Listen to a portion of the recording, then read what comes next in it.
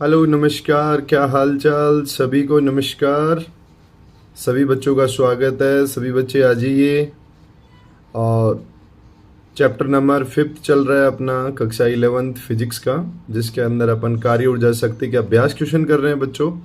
और उसमें अपन लगभग लगभग जो क्वेश्चन हैं जिनमें डायरेक्ट जो न्यूमेरिकल टाइप, जैसे कि आप फॉर्मूला पुट करो और वैल्यू पुट करो और आपके पास आंसर आ जाते हैं, वो आज अपन ने ऑलरेडी पीछे के 2 लेक्चर में कर लिए हैं। और जिन बच्चों ने वो दोनों लेक्चर नहीं देखे हैं, सभी बच्चे वो वाले लेक्चर भी आप जाके देखिए, है ना। लेकिन और आज अपन शुरू करते हैं अपना जो क्वेश्चन नंबर 1 है, उससे आज अपन शुरू करते हैं। जो ये कुछ ग्राफिकल टाइप क्वेश्चन है और जस्ट ऑर्डिनरी थिंकिंग के क्वेश्चन है, अपन इनको सोल्व करने की ट्राई करते हैं। आ जाओ। और इनके आंसर अपन ठीक वैसे ही लिखेंगे जैसे अपन बोर्ड क्वेश्चनों में लिखेंगे, ना। ठीक है, तो टेंशन वेंशन लेने की जरूरत नहीं है। बिंदास होके अपने पास में एक अच्छा सा नोटबुक ले लो, या फिर कोई भी आपके पास जो सुटेबल आपको लगे, और पेन को, और आपके पास एनसीईआरटी 11th क्लास की बुक है उसको लेके बैठो, रिलैक्स हो जाओ। क्योंकि आगे के जितने भी 30 से 40 मिनट हैं वो मेरे साथ आपको स्पेंड करनी है, और हर एक चीज़ को अच्छे से आप चीज़ों को समझते जाओ, जिससे कि आप क्वेश्चन को अप्रोच कैसे करो, किस तरीके से क्वेश्चन को अप्रोच करना और उसका आंसर एक तरीके से आप राइट डाउन करोगे, उस चीज़ को आप देख पाओ। गुड।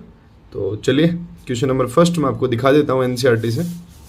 ये आपके सामने मैंने एनसीईआरटी की बुक रख रखी है और इसके अंदर अपन क्वेश्चन पढ़ेंगे।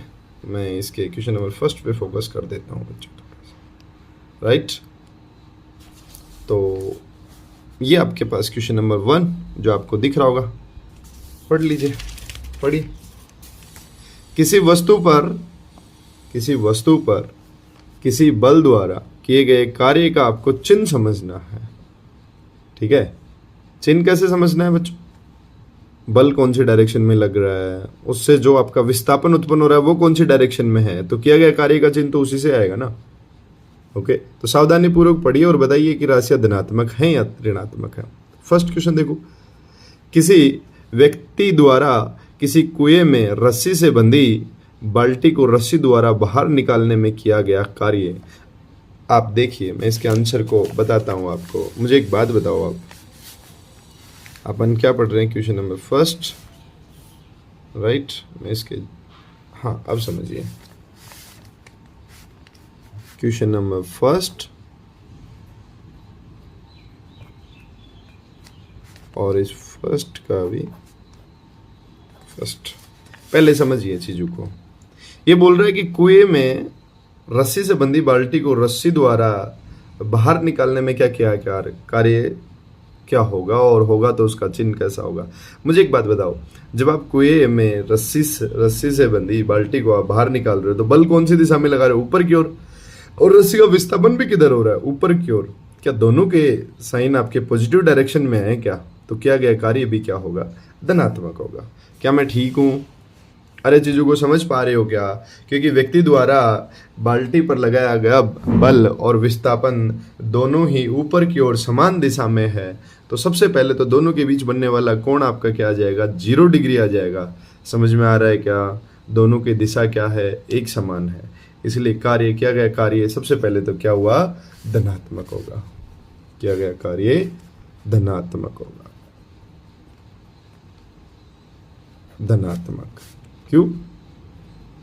क्योंकि रस्सी पर लगाया गया बल तथा रस्सी पर लगाया गया बल तथा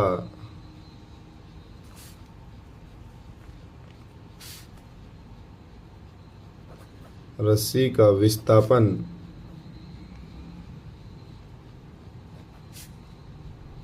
दोनों एक ही दिशा में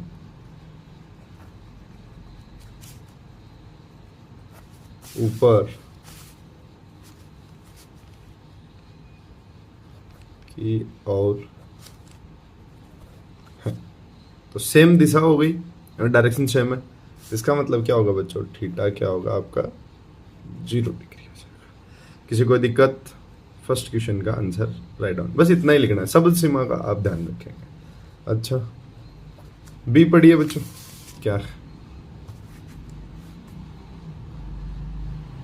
क्वेश्चन पढ़िए, बी क्या है आपके पास?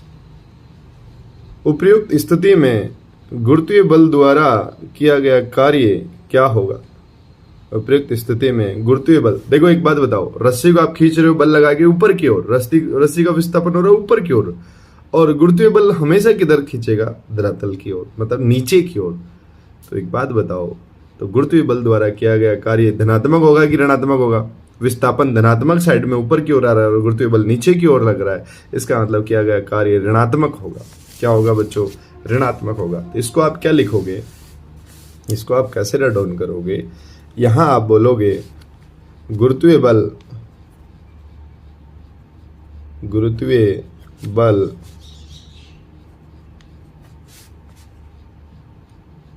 द्वारा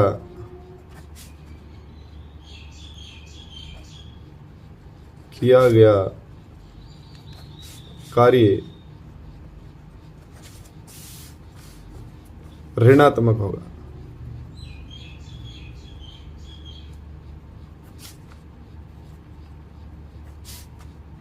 क्योंकि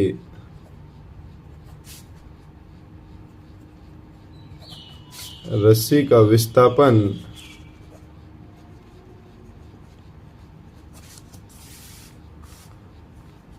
और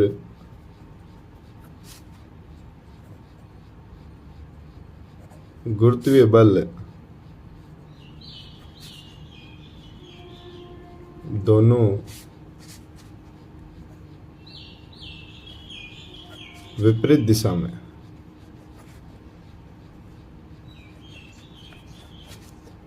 इसका मतलब बच्चों थीटा इक्वल टू यहाँ पे कितना आएगा? 180 डिग्री। और वैसे भी कार्य क्या होता है? W बराबर F d cos theta, right? यही होता है ना, दोनों का डॉट प्रोडक्ट। यहाँ पे कोस थीटा की वैल्यू जब ऑपोजिट है, दोनों के बीच में थीटा कितना है? 180 डिग्री। अब जैसे ही 180 डिग्री को पुट करोगे तो कोस 180 की वैल्यू तो -1 होती है, यस और नो? तो यहाँ पे किया गया कार्य तो वैसे भी ऋणात्मक होगा, इसलिए किया गया कार्य कैसा बनेगा बच्चों? ऋणात्मक होगा। गुड।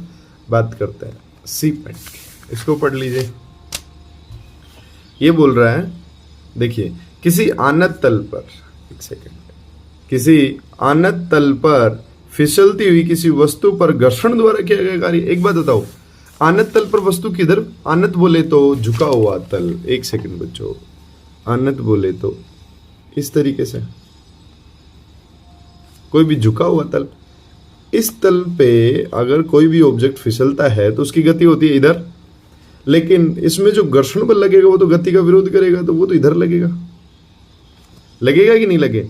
इसलिए घर्षण बल के द्वारा किया गया कार्य भी कैसा होगा? ऋणात्मक होगा, क्योंकि वस्तु का विस्थापन तो आनत तल पे किधर हो रहा है? नीचे की ओर, और उसकी गति का विरोध करने के लिए घर्षण बल गति के विपरीत दिशा में कार्य करता है, इसलिए वो किधर लगेगा? ऊपर की ओर।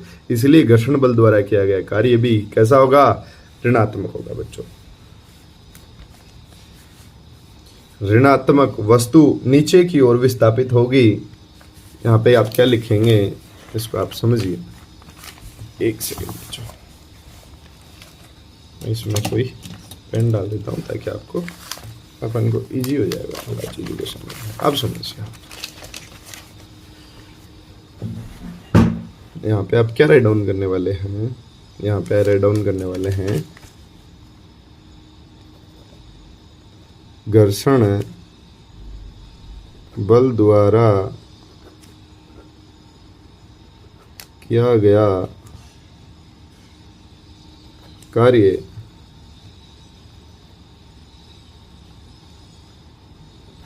ऋणात्मक होगा, क्योंकि वस्तु में विस्थापन आनत तल पर नीचे की ओर होगा, जबकि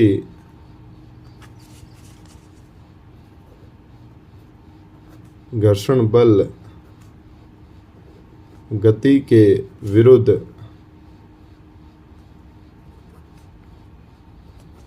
ऊपर की ओर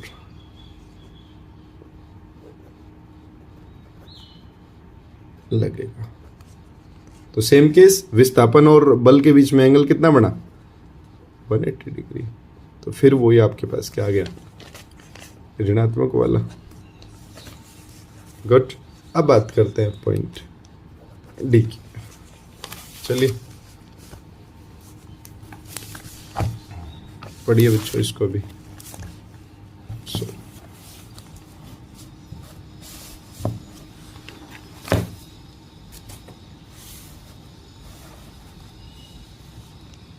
इसको देखिए,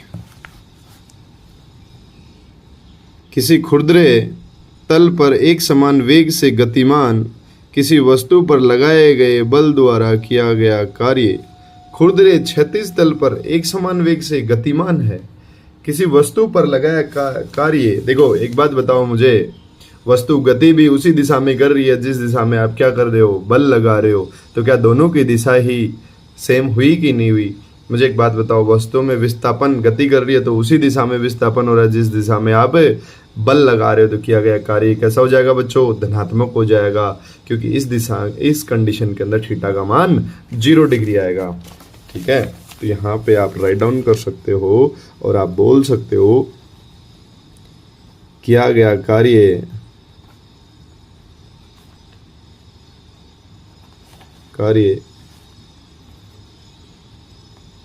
धनात्मक होगा,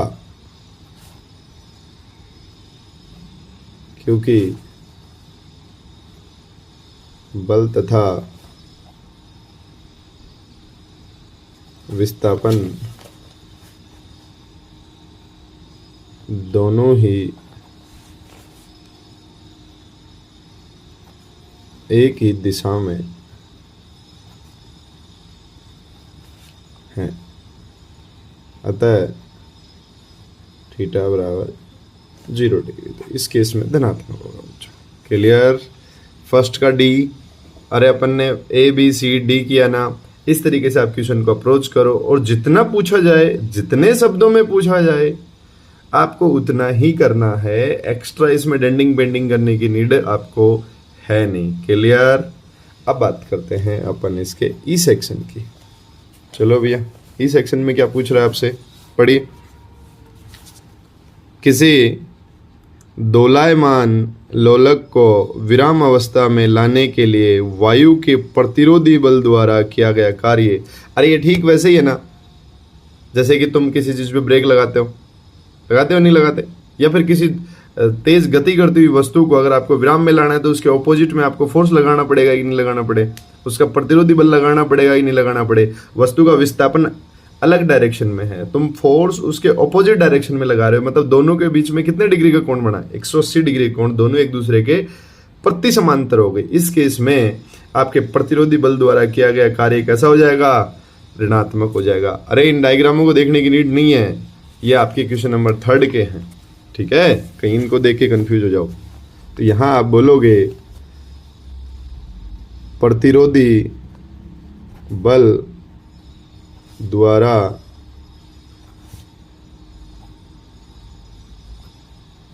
किया गया कार्य, प्रतिरोधी बल द्वारा किया गया कार्य ऋणात्मक होगा, क्योंकि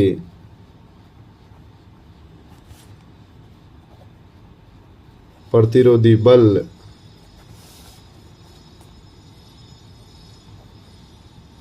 गतिमान वस्तु के विपरीत दिशा में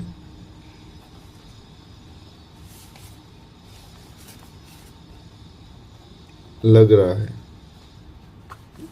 इसलिए थीटा इक्वल टू 180 डिग्री। तो ये ऋणात्मक दिशा में लगेगा तो थीटा कितना हो गया, 180। और सबको पता है कार्य बराबर होता है बल गुणा विस्थापन, और इनका अगर सदिश आप इनका अदिश गुणनफल देखोगे, डॉट प्रोडक्ट करोगे तो आप डी कोस थीटा। यहाँ पे जब थीटा की वैल्यू 180 तो किया गया कार्य कैसा हो गया, ऋणात्मक हो गया। क्या अपन ने बारी बारी से क्वेश्चन नंबर 1 को देख लिया है, बताओ। प्रश्न संख्या 1 जिसका ए पार्ट था, जिसमें आप रस्सी से बाल्टी को ऊपर खींच रहे थे, तो बल और विस्थापन दोनों सेम दिशा में थे, किया गया कार्य पॉजिटिव थीटा। घूरते हुए बल हमेशा नेगेटिव डायरेक्शन में लग रहा है, क्योंकि ये तो लगेगा धरातल की ओर और रस्सी आपके पास आ रही है ऊपर की ओर, तो दोनों के अंदर। अब बात करते हैं आनत तल पर वस्तु फिसलेगी नीचे की ओर, घर्षण बल लगेगा ऊपर की ओर, तो अपोजिट हो गया, ये भी ऋणात्मक हो गया। अब मुझे एक बात बताओ, खुरदरे सतह पर अगर आप बल लगाकर किसी वस्तु को अगर आप क्या कर रहे हो, बल उस पर लगा रहे हो, तो गति और विस्थापन दोनों एक ही दिशा में हो गए, थीटा का मान कितना हो गया? 0। प्रतिरोधी बल, प्रतिरोधी का नाम ही प्रतिरोधी है, तो वो क्या कर रहा है? उस गति का विरोध कर रहा है। विरोध करेगा तो अपोजिट डायरेक्शन में लगेगा, इसका मतलब थीटा का मान कितना हो गया? 180 डिग्री हो गया। बस लिखने की यही शैली होनी चाहिए, जिससे कि टीचर भी जब क्वेश्चन चेक करते हो उसको पता होना चाहिए कि हाँ बच्चे ने लॉजिक यूज किया है। ठीक है बच्चों, अब बात करते हैं तुम्हारे एनसीईआरटी के क्वेश्चन नंबर 2 पे। आ जाओ, क्या कहता है, पढ़ो भाई इसे भी, ये लो जूम कर देते हैं, पढ़ लीजिए इस क्वेश्चन को। ये बोल रहा है आपके पास कि 2 kg द्रव्यमान की कोई वस्तु है जो प्रारंभ में 2 kg द्रव्यमान की कोई वस्तु है जो प्रारंभ में विराम अवस्था में है और 7 न्यूटन के किसी क्षैतिज बल के प्रभाव से एक मेज पर गति करती है। प्रारंभ में मतलब विराम अवस्था में, इसका मतलब यू क्या हो गया? 0 हो गया। एम क्या दे दिया? 2 kg दे दिया। 7 न्यूटन किसी क्षैतिज बल के प्रभाव में, इसके ऊपर एक एक्स्ट्रा बल लग रहा है जो क्षैतिज बल के प्रभाव में एक मेज पर क्या कर रही है? गति कर रही है। मेज का गतिक घर्षण गुणांक म्यू के आपको दे दिया 0.1। तो निम्नलिखित परिस्थितियों के अंदर अपने परिमाण की व्याख्या कीजिए। लगाए गए बल द्वारा 10 सेकंड में किया गया कार्य आपको समय देके पूछ रहा है। घर्षण द्वारा 10 सेकंड में किया गया कार्य, वस्तु पर कुल बल द्वारा 10 सेकंड में किया गया कार्य और वस्तु की गतिज ऊर्जा में 10 सेकंड में परिवर्तन। आपसे ये सारी बातें पूछ रहा है। तो सबसे पहले आप इसमें वो राइट डाउन कीजिए जो आपको दे रखा है। क्लियर? मैं इसको बंद करके इसको रखो भैया तुम साइड में, इधर मैं ओपन कर लेता हूँ मेरे पास, जिससे कि मैं आपका क्वेश्चन पढ़ता जाऊंगा। तुम्हारी बुक तो तुम्हारे पास है ना, पढ़ते जाओ और चीजों का आंसर देते जाओ। सबसे पहले इसमें आपको दे रखा है आपके पास, देखना,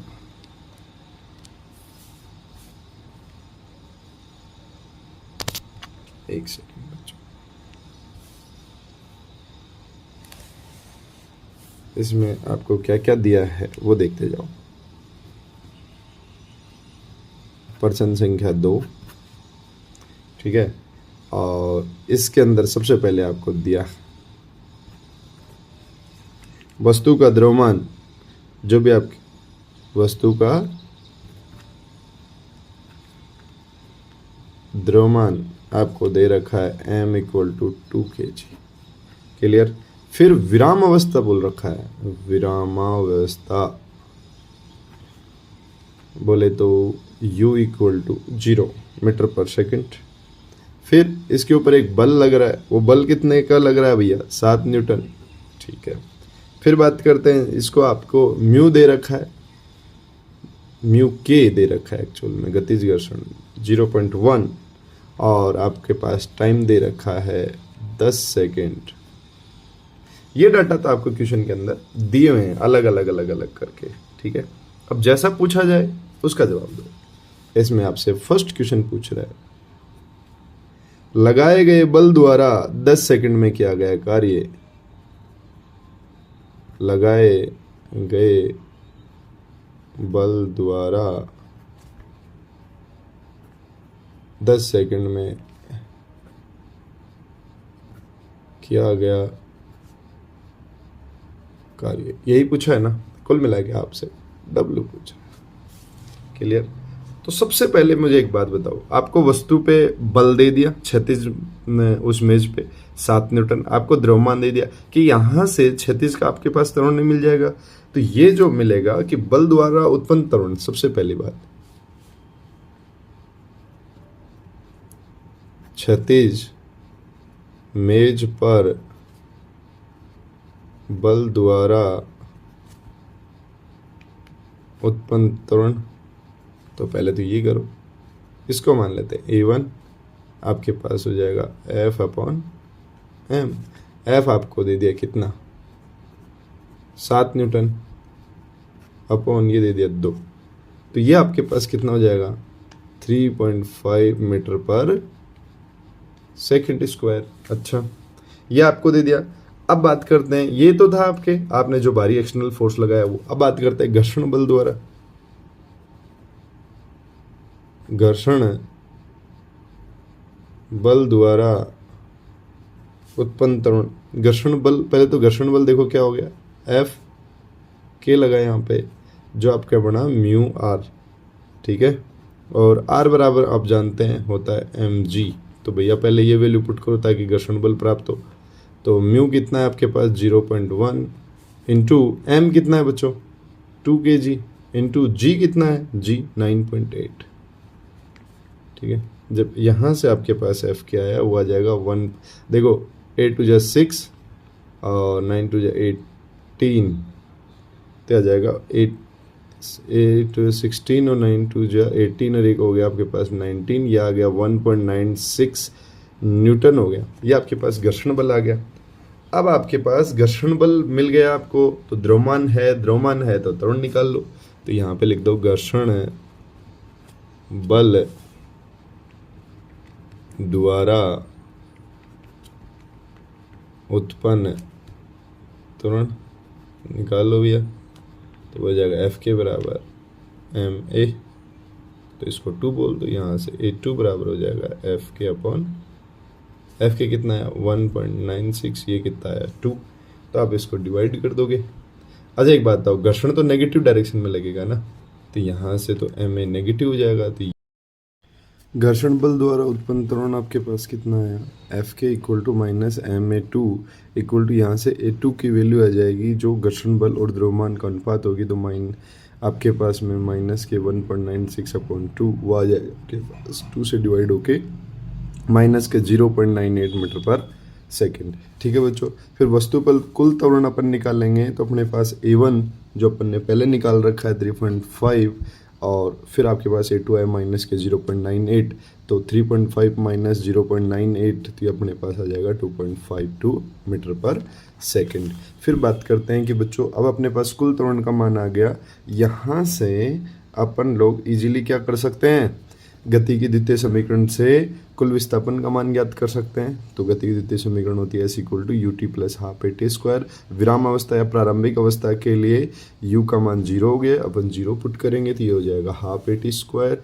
तो जैसे इसमें त्वरण और t का वैल्यू पुट करेंगे 2.5 × 10⁻², तो अपने पास 2 से इसको डिवाइड करेंगे हो जाएगा 1.26। तो इसको अगर 100 से मल्टीप्लाई करते हैं 1.26 को, तो अपने पास टोटल जो डिस्प्लेसमेंट आएगा बच्चों वो आएगा 126 मीटर। गुड। अब अपने पास में इस टोटल विस्थापन को कवर करने में किया गया कार्य घर्षण बल द्वारा कितना किया गया, आरोपित बल के द्वारा कितना गया। सबसे पहले हम 10 सेकंड में बल द्वारा किया गया कार्य, मतलब जो आरोपित बल है उसके द्वारा किया गया कार्य, तो ये आपके पास हो जाएगा W1 इक्वल टू बल इंटू विस्थापन। तो बल कितना लगा इस पे 7 न्यूटन, विस्थापन 126, दोनों को मल्टीप्लाई करेंगे तो ये आ जाएगा अपने पास 882 जूल। क्लियर। फिर बात करते हैं घर्षण बल के द्वारा किया गया कार्य, तो ये हो जाएगा W2 इक्वल टू घर्षण बल गुणा विस्थापन। तो घर्षण बल है आपके पास 1.96 इंटू 126 और यह है cos 180, क्योंकि आपको पता है कि बल और विस्थापन दोनों का अदिश गुणनफल ही आपके कार्य को बताता है। तो आपके पास क्या हो जाएगा Fs cos थीटा, ये क्या बन जाएगा आपके पास Fs cos थीटा। और थीटा एक देखो घर्षण बल हमेशा गति के विपरीत दिशा में लगता है, तो यहाँ पे कोस क्या हो जाएगा 180 डिग्री हो जाएगा। तो 1.96 इंटू 16 इंटू माइनस का 1, तो ये माइनस के 247 जूल हो जाएगा। तो कुल बल द्वारा कार्य कितना किया जाएगा, W1 और W2 को ऐड कर दो, यहाँ पे ऐड किया, ये कार्य आपकी नेगेटिव वो पॉजिटिव दोनों को ऐड किया तो आया 635 जूल। ठीक है। कार्य ऊर्जा पर में आप क्या जानते हो, किया गया कार्य ऊर्जा में परिवर्तन। तो गतिज ऊर्जा में परिवर्तन कितना हो जाएगा, K final minus K initial equal to कार्य W। यहाँ पे डेल्टा K की वैल्यू आ जाएगी 635 जूल। क्लियर। यहाँ तक किसी बच्चे को कोई दिक्कत हो तो बोलो। ऐसे करके अपन ने क्वेश्चन नंबर 2 कंप्लीट कर लिया है बच्चों। ठीक है। अब मैं बात करता हूँ क्वेश्चन नंबर 3 की, जो आपकी स्क्रीन पे ये रहा। ठीक है। मैं इसको और थोड़ा जूम कर देता हूँ, आप बच्चे इसको इजीली रीड कर सकते हैं। देखिए भाई, ये बोल रहा है कि चित्र में 5.11 में कुछ एक में स्थित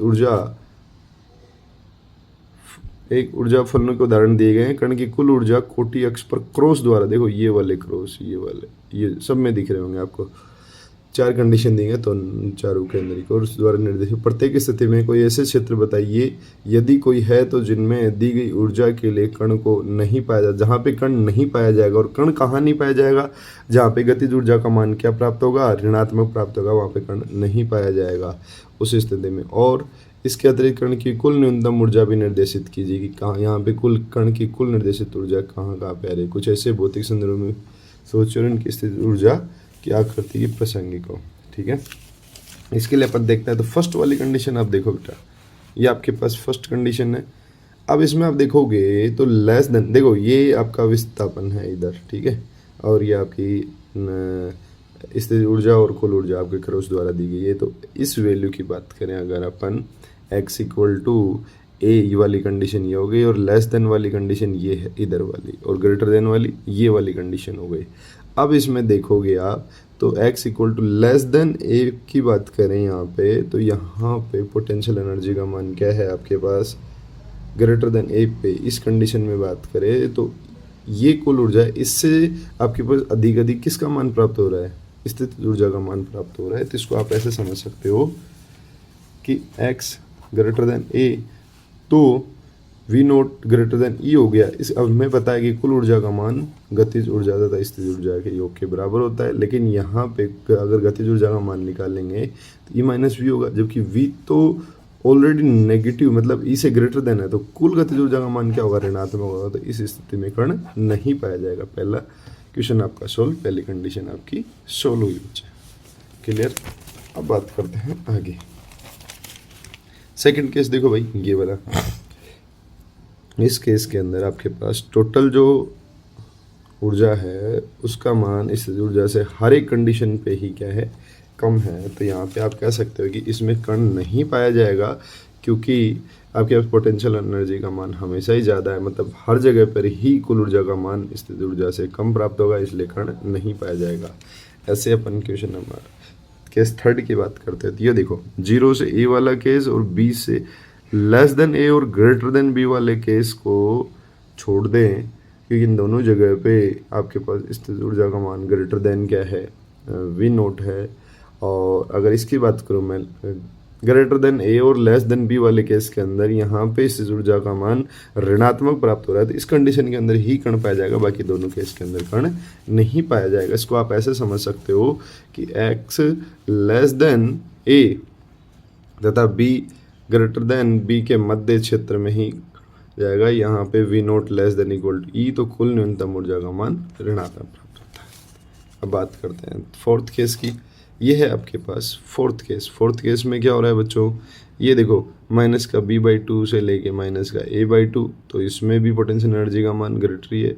और इस केस की बात करें a2 से b2, इस केस के अंदर की बात करें तो यहाँ पर भी आपके पास कण नहीं पाया जाएगा, क्योंकि ग्रेटर देन v है और माइनस a/2 और a के बीच में आपके पास कण की स्थिति रहेगी। तो इन दोनों केस में तो आपके पास कण नहीं होगा। देखो, इस वाले केस में भी,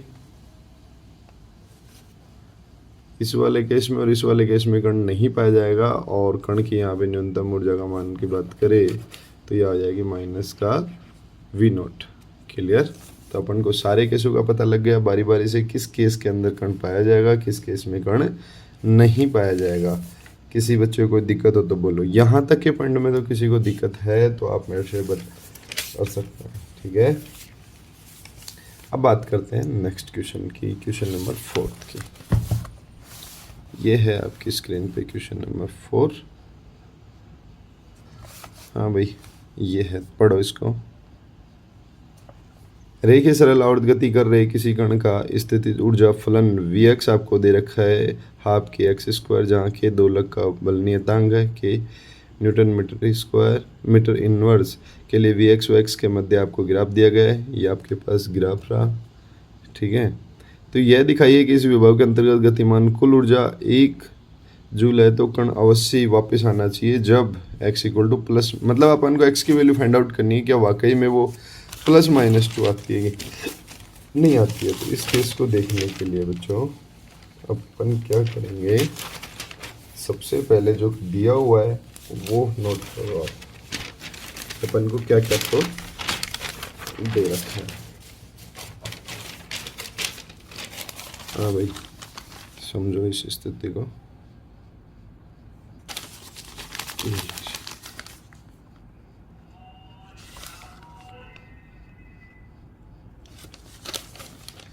देखो, अपन को टोटल स्थिति ऊर्जा दे रखी है हाफ के एक्स स्क्वायर करके, दी है कि नहीं दी? ये दे दी। फिर अपन जानते हैं कुल ऊर्जा होती है 1/2 एक mv² प्लस 1/2 के एक्स स्क्वायर। कण उसी स्थिति से वापस आ जाएगा जब आपके पास गतिज ऊर्जा का मान क्या हो जाएगा? शून्य हो जाएगा। ये आपको ग्राफ प्लॉट हो रखा है, ये दोनों केसेस दे रखे। अब एक बात बताओ, जब स्थिति गतिज ऊर्जा का मान 0 हो गया तो कुल ऊर्जा का मान किसके बराबर आ जाएगा? स्थिति ऊर्जा के मान के बराबर। और अपन को कुल ऊर्जा का मान 1 जूल दे रखा है, उसको अपन यहाँ पे क्या कर देंगे? पुट कर देंगे तो ये आ जाएगा 0.5 इंटू एक्स स्क्वायर आ गया। यहाँ से अगर 2 को मैं इधर मल्टीप्लाई करूँ, 0.5 को यहाँ से नीचे लेके जाऊँ तो बच्चे अपने पास हो जाएगा, ये कितना हो जाएगा? इसको देखो, ये अपने पास मिलेगा 20/5 इक्वल टू एक्स स्क्वायर। यहाँ से एक्स स्क्वायर इक्वल टू आ जाएगा 4, तो एक्स की वैल्यू हो जाएगी +-2। तो ये बात प्रूव हो चुकी है कि जब पोजीशन आपकी +-2 वाली होगी तब कण वापस लौट के आ जाएगा। ठीक है, और अपन ये बात जानते हैं कि कण उसी कंडीशन से वापस लौट के आएगा जब आपके पास उसकी गतिज ऊर्जा का मान क्या हो जाएगा? शून्य हो जाएगा। ठीक है, अब बात करते हैं नेक्स्ट क्वेश्चन की। और नेक्स्ट क्वेश्चन है आपकी स्क्रीन पे ये, जिसमें आपको दे रखा है कि कुछ क्वेश्चन दे रखे हैं और ये ऑर्डिनरी थिंकिंग के क्वेश्चन है, इनको पढ़ो और आंसर दो। किसी रॉकेट का बाह्य आवरण उड़ान के दौरान घर्षण के द्वारा जल जाता है। ठीक है, जल गया भाई, तो जलने के लिए आवश्यक ऊष्मीय ऊर्जा उसके किसके वे पर प्राप्त की गई होगी? बाह्य आवरण जल गया है तो जलने की ऊष्मीय ऊर्जा होगी वो रॉकेट से ही प्राप्त होगी।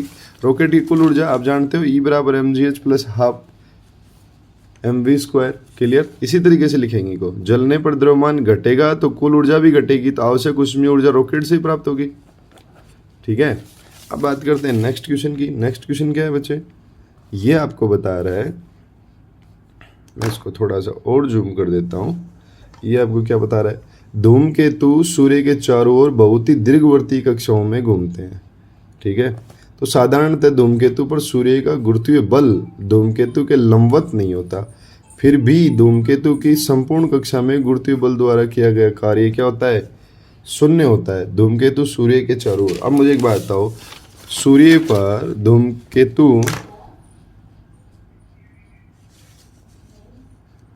पर धूमकेतु के द्वारा आरोपित बल संरक्षी बल होता है, अतः किया गया कार्य पथ पर निर्भर न करके प्रारंभिक व अंतिम स्थिति पर निर्भर करेगा। करेगा कि नहीं करेगा? संरक्षी बल है तो प्रारंभिक व अंतिम स्थिति पर निर्भर करेगा, पथ पर निर्भर नहीं करेगा। अतः धूमकेतु की संपूर्ण कक्षा में गुरुत्वाकर्षण बल द्वारा किया गया कार्य क्या हो जाएगा? शून्य हो जाएगा। क्लियर बच्चों?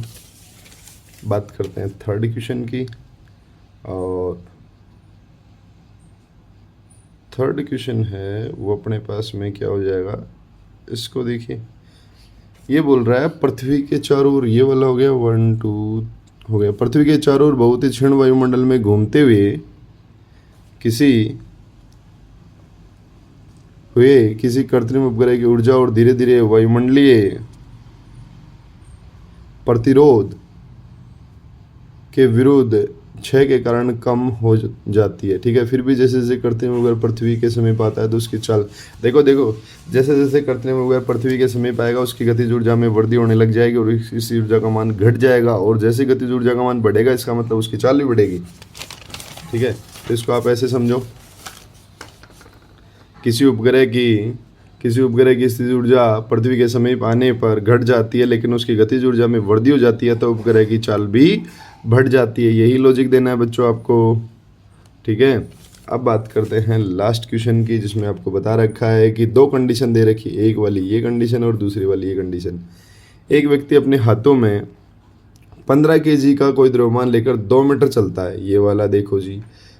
और दूसरा केस दे रखा है आपको कि गिरने की सहायता से रस्सी जो चढ़ी हुई है दूसरे सिरे पर 15 kg का द्रव्यमान लटका परिकलन कर रहा है। अब इस केस के अंदर आप देखोगे तो जो विस्थापन है वो तो क्षैतिज में है, विस्थापन तो क्षैतिज दिशा में, लेकिन लगाया गया बल गुरुत्व के बल ऊपर की ओर लग रहा है, विरुद्ध ऊपर की ओर लगे तो थीटा कितना हो जाएगा? F। विस्थापन और बल के बीच में जो थीटा आएगा वो 90 डिग्री हो जाएगा, इसलिए किया गया कार्य का मान क्या हो जाएगा? आपके पास 0 डिग्री हो जाएगा। अगर अब मैं बात करूँ दूसरे केस की, तो दूसरे केस में ये आपके पास क्या कर रहा है, बल भी 36 दिशा में लगा रहा है और रस्सी के अंदर जो विस्थापन हो रहा है वो भी आपका 36 दिशा में लग रहा है, तो दोनों के दोनों ही 36 दिशा में है, तो थीटा का मान कितना हो गया बच्चों, 0 डिग्री हो। उस केस में W बराबर F बल इंटू विस्थापन और ये आपके कोस थीटा अदिश गुणनफल हो गया, तो यहाँ पे थीटा की वैल्यू 0 डिग्री आ गई, तो ये हो गया एफ डी इंटू 1। तो F का वैल्यू आपको पता है भार है, तो mg इंटू डी, mg क्या है आपके पास 15 इंटू 9.8 इंटू 2। अगर आप इन सब को मल्टीप्लाई करते हैं तो इस संरक्षित बल के दो, ये आपके पास लगाया गया बल कितना हो जाएगा 30 इंटू 9.8, तो ये यहाँ पे जो टोटल कार्य किया जाएगा ये हो जाएगा 294 जूल करके आपके पास टोटल कार्य हो जाएगा, क्योंकि बल और विस्थापन दोनों एक ही दिशा में लग रहा है। अब बात करते हैं क्वेश्चन नंबर 6 के। ये आपके पास क्वेश्चन नंबर 6 है, ठीक है, इसको थोड़ा देख लीजिए क्या कह रहा है ये, एक सेकेंड। जब कोई संरक्षित बल किसी वस्तु पर धनात्मक कार्य करता है तो वस्तु की स्थिति ऊर्जा बढ़ती है, घटती है या अपरिवर्तित रहती है। मुझे एक बात बताओ, संरक्षित बल कार्य करेगा तो किया गया कार्य क्या होगा, धनात्मक होगा। धनात्मक होगा तो बल विस्थापित होकर केंद्र की ओर लौटेगा, केंद्र की ओर लौटेगा तो उसमें विस्थापन घटेगा, और विस्थापन घटेगा तो आपके पास इस ऊर्जा का जो मान आता है U बराबर हाफ के एक्स स्क्वायर। एक बात बताओ, जब x घटेगा तो एक्स स्क्वायर भी घटेगा, और जब ये घटेगा तो आपके पास टोटल स्थित ऊर्जा का मान भी क्या हो जाएगा, घट जाएगा। बच्चों क्लियर, इसमें कोई दिक्कत है? देखो एक बार, यहाँ तक किसी कोई दिक्कत हो तो बता सकते हो।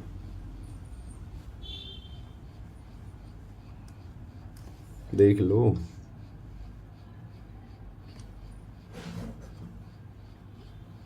क्योंकि संरक्षित बल द्वारा किया गया कार्य क्या होगा, धनात्मक होगा, तो बल विस्थापित होकर केंद्र की ओर जाएगा। इसका मतलब क्या हो गया कि विस्थापन का मान क्या हो रहा है, घटेगा, x का मान घटेगा तो एक्स स्क्वायर का मान भी घटेगा, और जब ये दोनों ही मान घटेंगे तो आपके पास में टोटल जो स्थिर ऊर्जा है उसका मान भी घटेगा। नेक्स्ट क्वेश्चन देखो भैया,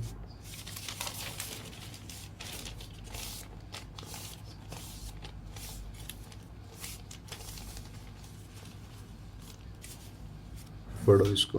नेक्स्ट क्वेश्चन,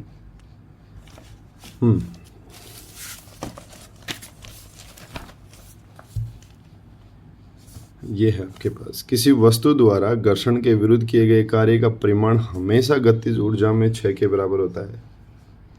एक बात बताओ, जो घर्षण बल होगा वो गतिज ऊर्जा में ही कार्य करेगा, करेगा कि नहीं करेगा, तो उसके द्वारा ही कार्य किया गया है, तो गतिज ऊर्जा में क्या होगी, उससे कमी आएगी, अर्थात उसमें उसका 6 होगा। इस क्वेश्चन का आंसर आप कैसे राइट डाउन कर सकते हैं, इसको देखने के लिए आप बोल सकते हैं कि गतिज घर्षण वस्तु की गतिज ऊर्जा में ही कार्य करता है, अतः इसकी गतिज ऊर्जा 6 होगी। ठीक है, तो इसको आप ऐसे समझ सकते हैं बच्चों, बी पॉइंट, गतिज घर्षण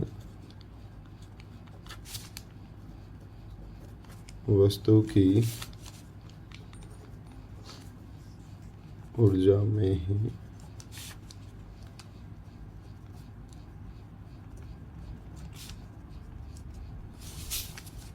होता है।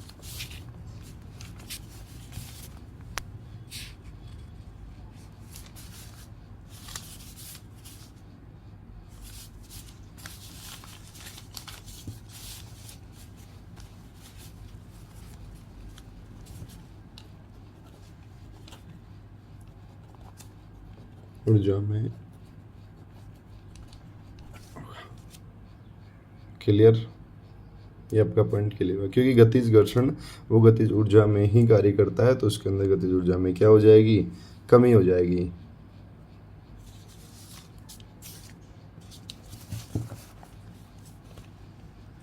थर्ड क्वेश्चन देखो भाई इसका, किसी बहुकर्ण निकाय के कुल संवेग परिवर्तन की दर निकाय के बाह्य बल या आंतरिक बलों के जोड़ के अनुक्रमानुपाती होती है। बाह्य बल के होती है, आंतरिक बलों के निकाय बलों के जोड़ के निकाय की होती है। तो इसका आंसर आएगा बाह्य बल, क्योंकि आंतरिक बल संवेग में परिवर्तन नहीं करते हैं। संवेग में परिवर्तन होगा वो केवल बाह्य बलों के कारण होता है। तो यहाँ पे आप इसका आंसर राइट डाउन कर सकते हैं बच्चों। एक सेकेंड,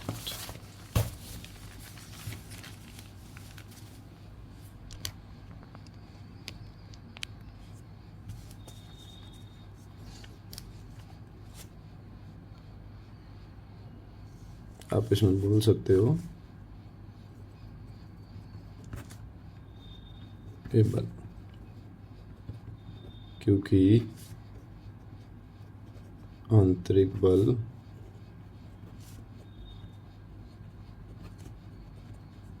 में परिवर्तन नहीं करते।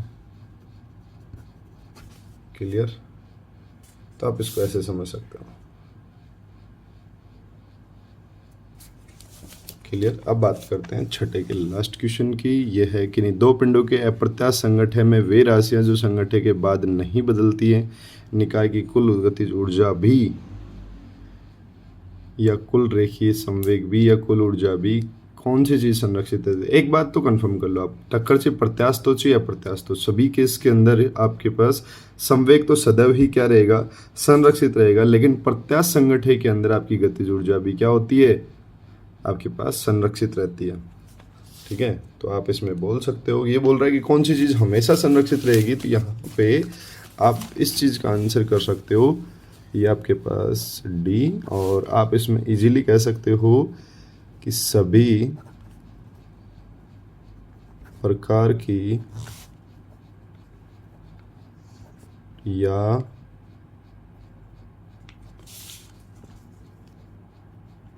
टक्कर में संवेग सदैव ही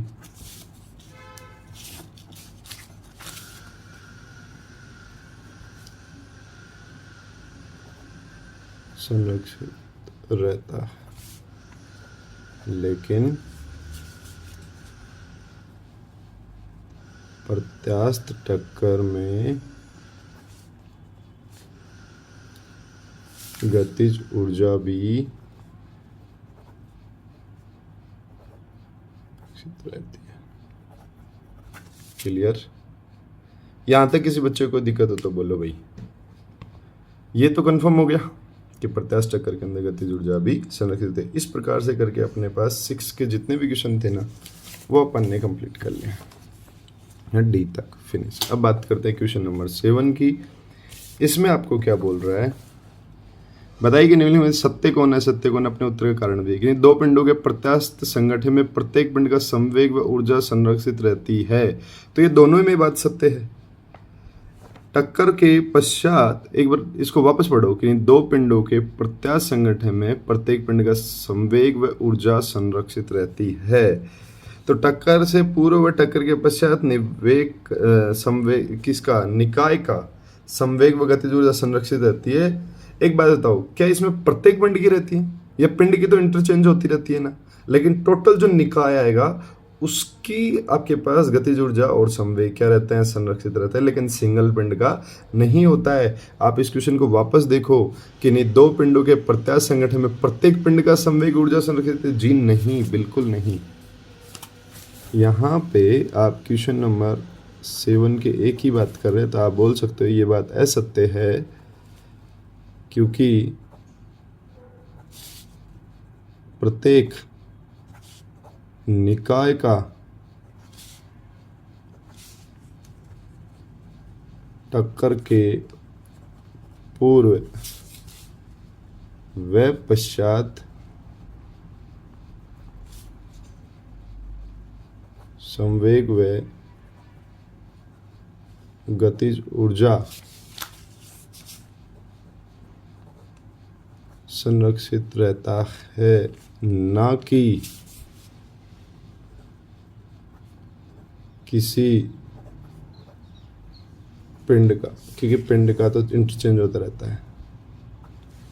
दूसरे क्वेश्चन की बात कर लो भैया। मुझे एक बात बताओ, किन्हीं पिंड पर चाहे कोई भी आंतरिक व बाह्य बल क्यों न लग रहा हो, निकाय की कुल ऊर्जा संवेग संरक्षित रहती है? नहीं रहती भैया। क्यों नहीं रहती? क्योंकि बाह्य जो बल लगेगा वो उसकी गतिज ऊर्जा में इनमें परिवर्तन कर सकता है, वस्तु की ऊर्जा में क्या कर सकता है? परिवर्तन कर सकता है। तो इसी ये भी क्या आ जाएगा आपके पास? असत्य हो जाएगा, क्योंकि बाह्य बल पिंड की ऊर्जा में परिवर्तन कर सकता है। क्लियर? यहाँ तक किसी को दिक्कत है क्या? नहीं। तो आगे चलो, आगे क्वेश्चन पढ़ो भैया। प्रकृति में प्रत्येक बल के लिए किसी बंद लूप में किसी पिंड की गति में किया गया कार्य शून्य होता है। एक बात बताओ, अगर संरक्षी बल होगा तो कार्य आपको शून्य होगा, लेकिन केवल संरक्षी बलों में ही होता है। और अगर संरक्षी बल नहीं है तो यहाँ लिखो थर्ड असत्य, क्योंकि ऐसा केवल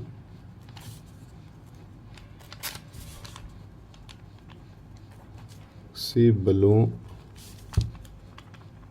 में ही होता है, सभी प्रकार के बलों में ऐसा नहीं होता है।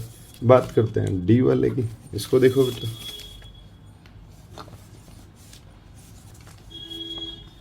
ये बोल रहा है कि दो पिंडों के अप्रत्यास्थ संगठन में वे राशियां जो संगठन के बाद नहीं बदलती, निकाय की कुल गतिज ऊर्जा, कुल रेखीय संवेग या कुल ऊर्जा। सुनो, निकाय की कुल गतिज ऊर्जा में परिवर्तन हानि भी हो सकती है और विशेष परिस्थितियों में ऊर्जा बढ़ भी सकती है। तो ये असत्य है। प्रत्यास्थ टक्कर में ही ऊर्जा की हानि होती है। असत्य, प्रत्यास्थ टक्कर में ही ऊर्जा, कौन सी ऊर्जा? गतिज ऊर्जा में हानि होती है, परंतु विशेष परिस्थितियों में बढ़ भी सकती है। क्लियर? अब बात करते हैं अपन क्वेश्चन नंबर 8 की, जो कि लास्ट क्वेश्चन होगा। किन्हीं दो बिलियर्डर्स गेंदों के अप्रत्यास्थ संगठन में क्या गेंदों के संगठन की अल्पावधि जब वे संपर्क में होते हैं तो कुल गतिज ऊर्जा संरक्षित रहती है? तो आप बोल सकते हो कि नहीं रहती है। क्यों नहीं रहती है? क्योंकि संगठन के समय गतिज ऊर्जा स्थितिज ऊर्जा में परिवर्तित हो जाती है। तो आप इसका आंसर लिख सकते हो यहाँ पे, नहीं रहती, क्योंकि जो काइनेटिक एनर्जी है वो बदलती है आपके पास। काइनेटिक जो एनर्जी है वो बदल जाएगी पोटेंशियल एनर्जी में, और आपके पास में ये इसमें चेंज होती रहेगी, इसलिए ये क्या नहीं रहेगी आपके पास संरक्षण। दूसरा है, दो गेंदों की किसी प्रत्यास्थ संगठन की लघु अवधि में क्या कुल रेखीय संवेग संरक्षित रहता है? तो आप बोल दीजिए जी हाँ, सदैव रहता है। ठीक है। अब बात करते हैं कि किसी अप्रत्यास्थ संगठन के लिए प्रश्न ए व बी के लिए उत्तर क्या है। अप्रत्यास्थ टक्कर होने पर भी सामान्य उत्तर होंगे, चाहे टक्कर कैसी भी हो। ठीक है, तो उसके पास गतिज ऊर्जा संवेग संरक्षित नहीं रहेगी और संवेग हर प्रकार के टक्करों में क्या होता है? संरक्षित रहता है। अब बात करते हैं क्वेश्चन नंबर आपके पास इसके डी की। तो डी क्या कह रहा है, इसको पढ़िए बेटा। ये आपके पास बोल रहा है, यदि दो बिलियर्डर्स, एक सेकेंड, इसको कुछ ऐसे देख लीजिए। दो बिलियर्डर्स गेंदों की स्थितिज ऊर्जा केवल उन गेंदों के मध्य प्रकरण दूरी पर निर्भर करती है तो संगठन प्रत्यास्थ होगा। तो दौरान एक बात बताओ, मध्य दूरी पर और गुणती ऊर्जा स्थितिज ऊर्जा की बोल रहा है संगठित ऊर्जा। एक मिनट, इस उनको मैं आपको बता देता हूँ। ये बोल रहा है कि दो बिलियर्ड्स गेंदों की स्थितिज ऊर्जा केवल उनके अंदर मध्य पृथक्करण पर निर्भर करती है तो संगठन प्रत्यास्थ होगा या अत्यास्थ होगा, ये हमसे पूछ रहा है। ये पूछ रहा है कि ध्यान दीजिए, यहाँ हम संघ के दौरान बल के साथ स्थितिज ऊर्जा की बात नहीं की, गुरुत्वीय स्थितिज ऊर्जा की बात करें। तो आप बोल दो कि यहाँ पे प्रत्यास्थ होगा। क्यों होगा? क्योंकि स्थितिज ऊर्जा दूरी पर निर्भर करती है, अतः पिंडों के बीच लगने वाला बल कैसा होगा आपके पास? संरक्षित होगा। ठीक है, क्योंकि जो है वो प्रयास्त है, इसके बाद u बराबर क्या होता है, हाफ एक्स स्क्वायर होता है, अतः पिंडों के बीच लगने वाला बल भी आपका कैसा हो जाएगा, संरक्षित हो जाएगा। ओके बच्चों, इस प्रकार से अपने क्वेश्चन जो चैप्टर नंबर 5 के थे वो कंप्लीट हुए, है ना। और सभी बच्चे इसको अच्छे से पढ़ेंगे, देखें और चीज़ों को समझ के और आंसर में इसको राइट डाउन करेंगे। थैंक यू बच्चों।